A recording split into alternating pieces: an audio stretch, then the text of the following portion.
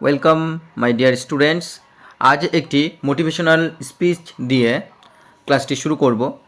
তো আজকের মোটিভেশনাল স্পিচটা আছে যে আপনার আজকের সিদ্ধান্তই এক মুহূর্তে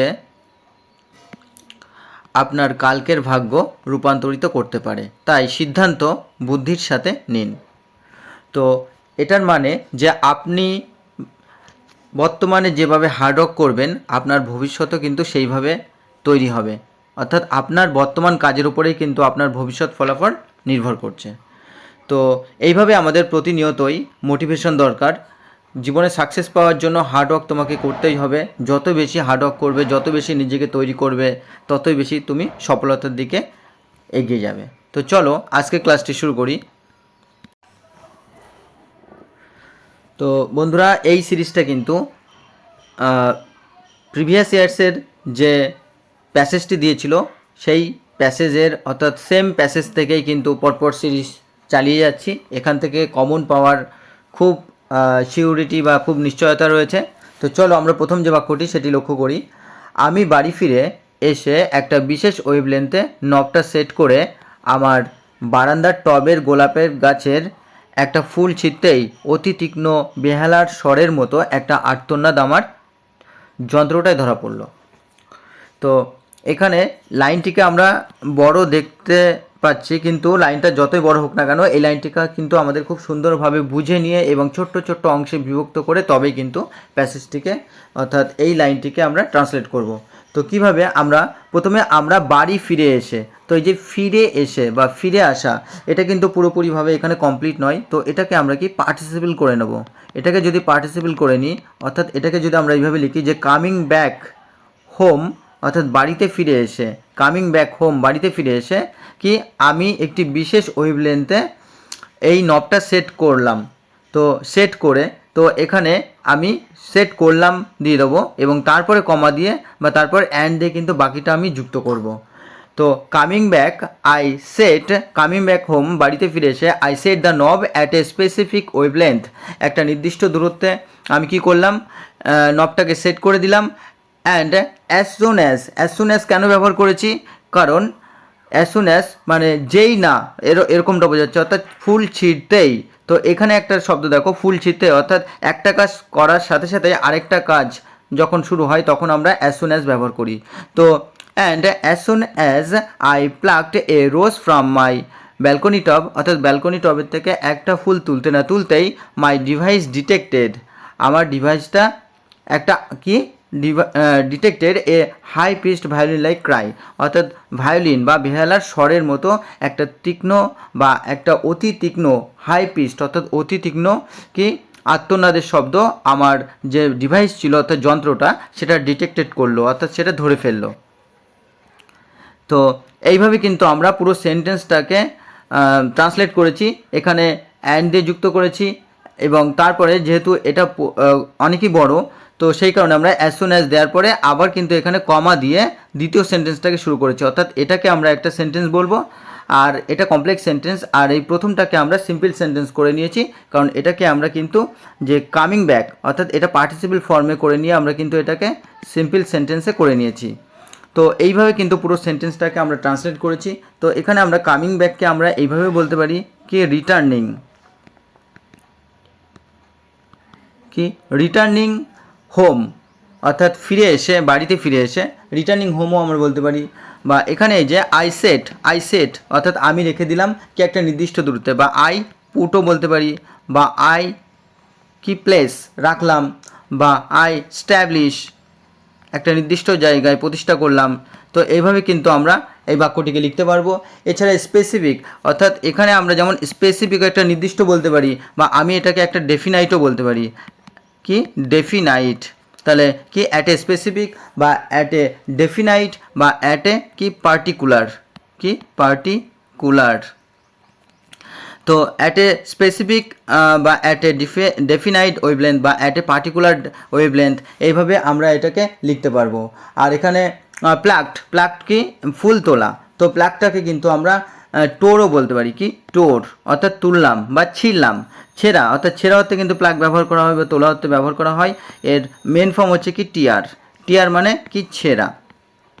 টিয়ার মানে ছেঁড়া, আর তার সেকেন্ড ফর্ম অর্থাৎ V2 হচ্ছে টোর, ছিললাম। তো ঠিক একই রকমভাবে প্লাগ থেকে এসছে প্লাগড অর্থাৎ V2, এখানে পাস্ট টেন্স ব্যবহার করা হয়েছে।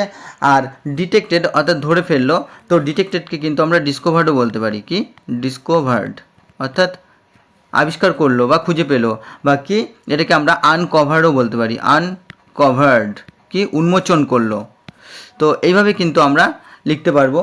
তো চলো এর পরের বাক্যটি আমরা লক্ষ্য করি। পরের বাক্যটি আছে যে এটা যে ওই গাছের এই যন্ত্রণার শব্দ সেটা ভাবতে অবাক লাগে। তাহলে কি লিখব? যে এটা ভাবতেও অবাক লাগে বা আমি অবাক ছিলাম, এমনটা ভাবে কিন্তু আমরা এমনভাবে লিখতে পারবো। কি আই ওয়াজ সারপ্রাইজড, আমি অবাক ছিলাম বা আমি হতবাক হয়ে গিয়েছিলাম। তো কি বা আমি বিস্মিত ছিলাম, এরকমও বলতে পারি। I was surprised to think, এটা ভেবে যে that it was the sound, অর্থাৎ এটা ছিল কি শব্দ, বা এটা ছিল it was the sound of pain, এটা ছিল যন্ত্রণার শব্দ। ফ্রম দ্যাট ট্রি, অর্থাৎ ওই গাছ থেকে আসা যে যন্ত্রণার শব্দ, এটা কিন্তু সেটাই ছিল। তাহলে কি I was surprise to think that it was the sound of pain from that tree. তাহলে এটা ছিল, আমি এটা ভেবে অবাক হয়েছিলাম যে সেটা ছিল বা ওটা ছিল কি ওই গাছটার থেকেই আসা যন্ত্রণার শব্দ। তো এইভাবে কিন্তু আমরা এটাকে লিখেছি। তো সারপ্রাইজকে আমরা কি আর কি বলতে পারি? আই ওয়াজ অ্যামেজড, অর্থাৎ আমি অবাক ছিলাম বা আমি হতবাক ছিলাম, বা আই ওয়াজ অ্যাস্টনিশড, বা আই ওয়াজ অ্যাস্টনিশড অর্থাৎ আমি বিস্মিত ছিলাম। তো এইভাবে কিন্তু আমরা লিখতে পারবো এই সেন্টেন্সটাকে। এছাড়া থিঙ্ক মানে কি? থিঙ্ক মানে চিন্তা করা বা বিবেচনা করা, বা এটাকে আমরা কিন্তু কনসিডারও বলতে পারি। টু থিঙ্ক অথবা টু কনসিডার, বা আমরা এটাকে বলতে পারি টু ইমাজিন অর্থাৎ বিবেচনা করা বা ভাবা। সুতরাং এইভাবে কিন্তু লিখতে পারবো।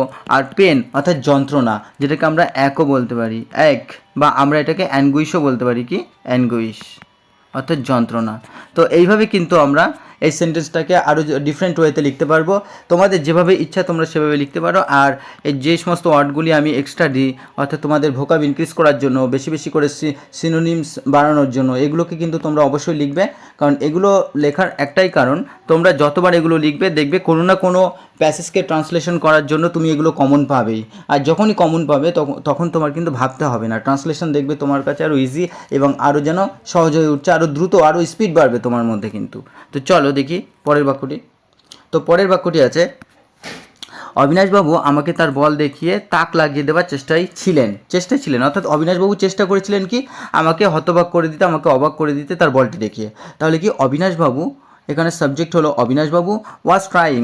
তো এখানে কিন্তু কি পাস্ট কন্টিনিউয়াস টেন্স ব্যবহার করা হয়েছে, পাস্ট কন্টিনিউয়াস টেন্স। আর পাস্ট কন্টিনিউয়াস টেন্সের আমরা গঠন জানি সাবজেক্ট প্লাস তারপরে কি হয় ওয়াজ অথবা ওয়ার ব্যবহার করি, দেন ভি এর 1 নম্বর ফর্মের সাথে অর্থাৎ ভার্বের 1 নম্বর ফর্মের সাথে আইএনজি ব্যবহার করি। তাহলে কি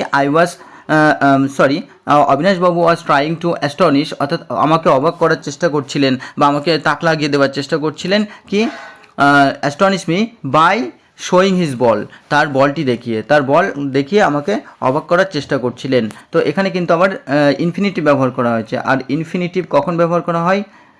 ইনফিনিটিভ ব্যবহার করা হয় যখন ভার্বের 1 নম্বর ফর্ম থাকে তার আগে টু ব্যবহার করে। তো এখানে টু প্লাস ভিওন ব্যবহার করা হয়েছে, অর্থাৎ দেখতে, যেতে, বলতে, খেতে, এই টাইপের যখন আমরা লিখি তখন কিন্তু আমরা টু প্লাস ভিওন ব্যবহার করি, অর্থাৎ ইনফিনিটিভ ব্যবহার করি। তো এখানে ইনফিনিটিভ ব্যবহার করা হয়েছে। আর বাই শোয়িং হিজ বল, অর্থাৎ বলটা দেখিয়ে আমাকে তাক লাগিয়ে দেওয়ার চেষ্টা করেছিলেন। তো আমরা সেন্টেন্সটাকে কিন্তু এইভাবেই লিখেছি। তো চলো আমরা পরের বাক্যটি লক্ষ্য করি। তো এখানে কিন্তু আমরা অ্যাস্টনিশেরও সেম দেখতে পারবো, যে অ্যাস্টনিশ কিন্তু আমরা অ্যামেজও লিখতে পারি, টু অ্যামেজ অথবা টু অ্যাস্টনিশ, টু অ্যামেজ, বা এটাকে আমরা টু সারপ্রাইজও বলতে পারি, টু সারপ্রাইজ অর্থাৎ অবাক করে দেওয়ার জন্য। তো চলো দেখি পরের বাক্যটি কি আছে। পরের বাক্যটি আছে যে আমার যন্ত্রটার বাহাদুরির 2-1টা নমুনা দেখলে না জানি তার মনের অবস্থা কি হবে। তাহলে এখানে একটু অবাক হয়েও বলা হচ্ছে। তাহলে কি বলবো? যে আই ডোন্ট নো, আমি জানি না, what his state of mind will be, তার মনের অবস্থা কি হবে। তাহলে আমি জানি না, এখানে হবে কথাটা যেহেতু রয়েছে তো সেই কারণে কিন্তু আমি এখানে উইল বি ব্যবহার করেছি। তো উইল বি কখন ব্যবহার করা হয়? অর্থাৎ ভবিষ্যৎকালে, কি ভবিষ্যতে কিছু হবে অর্থে, কিছু হবে বোঝাতে, কিছু হবে বোঝাতে উইল বি বা শ্যাল বি এর ব্যবহার করা হয়, তো সেইভাবে এখানে উইল বি ব্যবহার করা হয়েছে। তাহলে I don't know what is state of mind will be, আমি জানি না তার মনের কী অবস্থা হবে। ইফ হি সিজ, যদি সে দেখে এ ফিউ এক্সাম্পলস, বা আমরা বলতে পারি সাম এক্সাম্পলস, ইফ হি সিজ যদি সে দেখে সাম এক্সাম্পলস। আর এখানে কিন্তু কি প্রেজেন্ট সিম্পল প্রেজেন্ট টেন্স ব্যবহার করা হয়েছে, কারণ এখানে সাবজেক্ট হি, দেন ভার্বের 1 নম্বর ফর্মের সাথে এস ব্যবহার করা হয়েছে। অর্থাৎ এস বাই এস কখন যুক্ত করি, যখন সাবজেক্ট যখন কি থার্ড পার্সন সিঙ্গুলার নাম্বার হয় তখন কিন্তু আমরা ভার্বের সাথে এস বাই এস যুক্ত করি। আর এফ ইউ হচ্ছে কিছু, বা আমরা সেটাকে সামের সাথেও রিপ্লেস করতে পারি, অর্থাৎ সামও আমরা ব্যবহার করতে পারি। আর সাম এক্সাম্পলস বা ফিউ এক্সাম্পলস অফ ব্রেভারি, অর্থাৎ সাহসিকতার কিছু নিদর্শন যদি আমার ওই যন্ত্রটা বা বাহাদুরির কিছু নিদর্শন যদি প্রদর্শন করে অফ মাই ডিভাইস, তাহলে আমি জানি না তার মনের অবস্থা কি হবে। তো ব্রেভারি বা আমরা এটাকে কিন্তু ভ্যালোরও বলতে পারি, কি ভ্যালোর, অর্থাৎ সাহসিকতা বা বাহাদুরি। তো আমরা আর ডিভাইস তো আমরা আগেই জেনেছি যে অ্যাপারাটাস অর্থাৎ ডিভাইস, বা এটাকে আমরা ইনস্ট্রুমেন্টও বলতে পারি, কি ইনস্ট্রুমেন্ট, বা এটাকে আমরা কিন্তু মেশিনও বলতে পারি। তো বন্ধুরা আজকে এই ছিল ক্লাসটি। যারা চ্যানেলটিতে প্রথম তারা অবশ্যই সাবস্ক্রাইব করে পাশে থাকা বেল আইকনটি প্রেস করে রেখো, এবং যারা প্রতিনিয়ত ক্লাস দেখো তাদের অসংখ্য ধন্যবাদ। তোমরা এইভাবে লাইক কমেন্ট শেয়ার করতে থাকো, বেশি বেশি করে লাইক কমেন্ট শেয়ার করতে থাকো এবং পাশে থেকো। তোমাদের জন্য আরও ক্লাস আসতে থাকবে, প্রতিনিয়ত ক্লাস দিতে থাকি আমি। তো ধন্যবাদ, চলো দেখা হচ্ছে পরবর্তী ক্লাসে, আজ এই পর্যন্ত।